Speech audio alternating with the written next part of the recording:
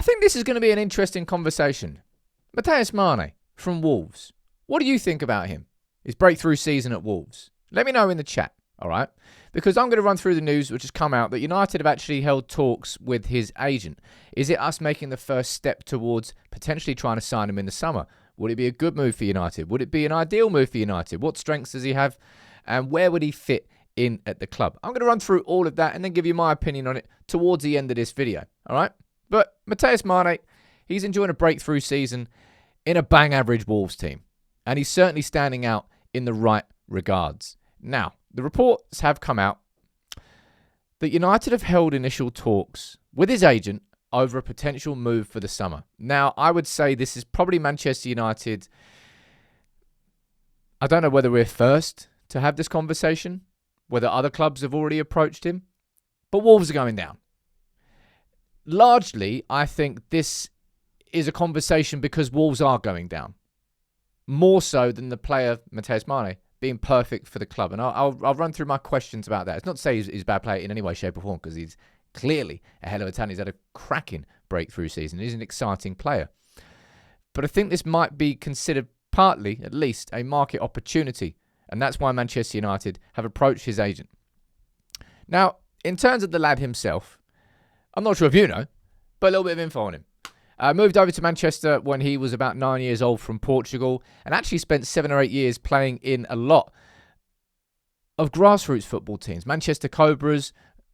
Have a listen to how thick his Manchester accent is. This one now is when I moved to England. This is my grassroots team, Manchester Cobras.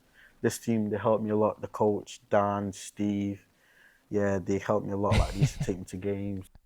It makes me laugh how he's got such a thick Manchester accent. He's actually still got, he's got some friends, he's friends with, I think, Kukonki, Mentato, some United youth players. So I think the links are quite clear and obvious. You can put 2 and 2 together in that sense.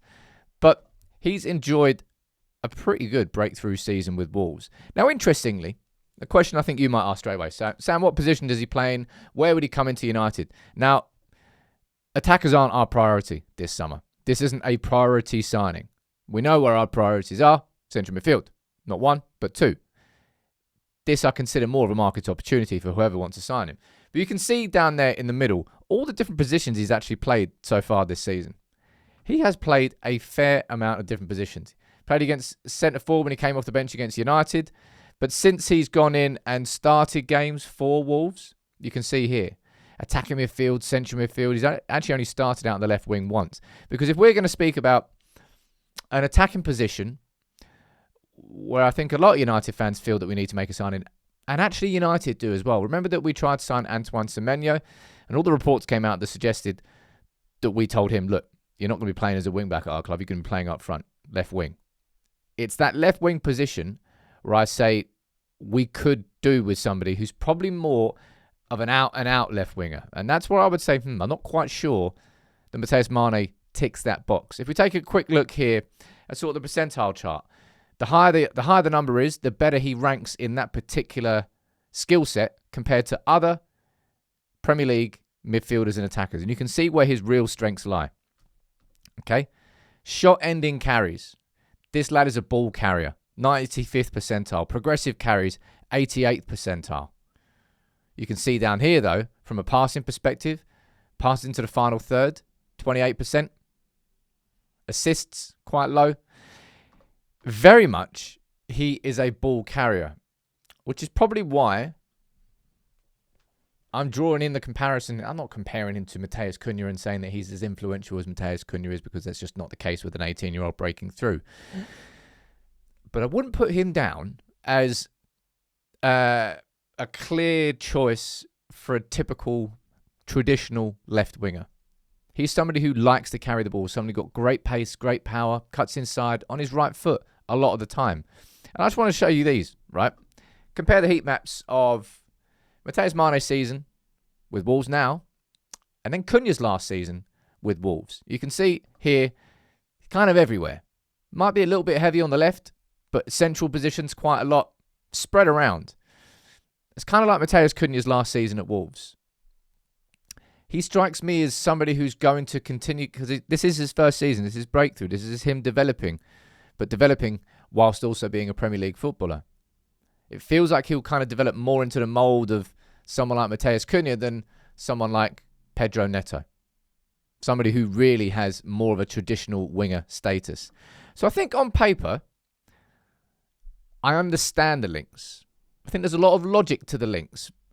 But I'd probably say the majority of that logic I link towards it being a market opportunity in the same way that, hey, look, I'm glad we didn't sign Liam Delap. But I understood the logic of it. United were trying to take advantage of the fact that a £30 million release clause existed because Ipswich were getting relegated. Therefore, they had the chance to sign somebody who's already got Premier League experience. Would he be in the top choice of United strikers? No, I don't think so. But we did sign him anyway. He went to Chelsea. Shame.